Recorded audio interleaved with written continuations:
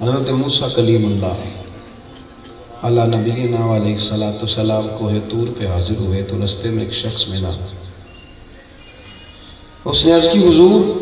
جیسے جیسے میرے گناہ بڑھ رہے ہیں نا میرے رزق میں اضافہ ہوتا جا رہا ہے، تو حضرت جی ذرا مجھے پوچھ کے بتائیں کہ میرے رب کا میرے بارے میں ارادہ کیا ہے، ارادہ قدرت کیا ہے کہ میرے ایک طرف عیب بڑھتے جا رہے ہیں دوسری طرف دولت بڑھتی جا رہی ہے۔ حضرت موسیٰ کلیم علیہ السلام نے اللہ کے حضور عرض کی مالک تیرا بندہ سوال پوچھتا ہے کہ گناہ میرے روز بروز بڑھ رہے ہیں اور اس کے ساتھ ساتھ اے اللہ رزق میں بھی اضافہ ہوتا جا رہا ہے، تو ماجرا کیا ہے؟ تو رب کریم نے فرمایا کہ اسے ابھی بھی سمجھ نہیں آئی، اسے ابھی بھی سمجھ نہیں آئی۔ وہ جو میں نے اس سے صبح کی دعا کی لذت لے لی ہے تو وہ میری سزا ہی ہے، جب تہجد کے نفل چھوڑ گیا تو یہ سزا ہی ہے،